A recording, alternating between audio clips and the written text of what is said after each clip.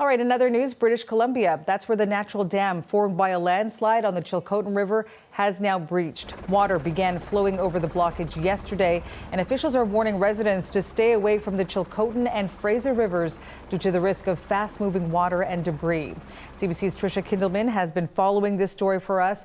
So what do we know so far, Tricia, about the situation when it comes to that flooding? Well, Marianne, still a lot of unknowns at this point, but they have been able to, visually assess some things. But we do know next hour we are expected to get a bit more of an update from local officials, giving us a better idea of what some of the damage may be left behind after this water began moving yesterday.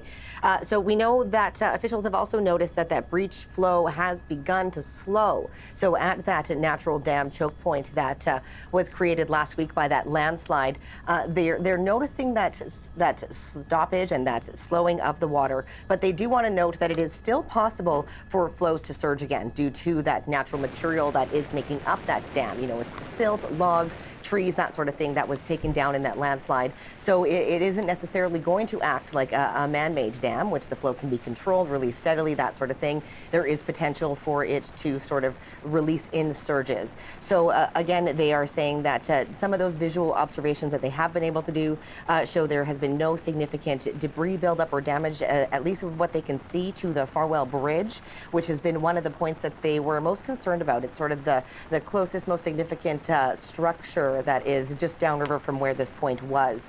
But again, they will be able to get a better sense of that. We'll give you a bit of a sense of where this is by bringing up a map here. You can see that red area at the top is where there were some evacuation orders in place. Farther downstream, you have that flood watch and that high stream advisory as it does track down through the southern interior of BC. But up around here again was that area of greatest concern. We saw, only about a dozen or so properties that were impacted by those evacuation orders, but a number of properties also on alert as well as that water moves through there. They did have to move some cattle out of the area, but so far they haven't had to expand those orders since before yesterday. But there is still a chance as that water moves along that they could see some more damage and that sort of thing. So the danger isn't completely over yet, but it is significantly lessened at this point, Marianne. What more are we hearing then, Tricia, about the flooding risk in that area? Well, so again, we're going to get more of an update, but they are stressing that these floodwaters are moving through quickly and really leaving instability on those riverbanks behind. So again, asking people to continue to stay away, that no-fly zone does continue to stay in place. But here's a bit more of what provincial officials are telling people about that damage and that risk right now. The water has begun flowing past the natural dam. There is a risk of further landslides, both upstream and downstream of the dam. The likelihood of a worst-case scenario is decreasing, but make no mistake, the risks are still there.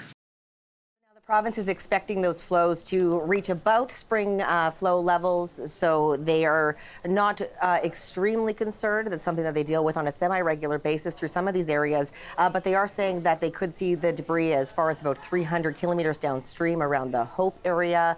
So the concern still is in place for some of that infrastructure, which could really see some damage from those large logs and things that are moving through that water. But again, we will get that update in the next hour or so from those local officials too, so they will really be able to give us a sense of what's happened on the ground in the last 24 hours or so.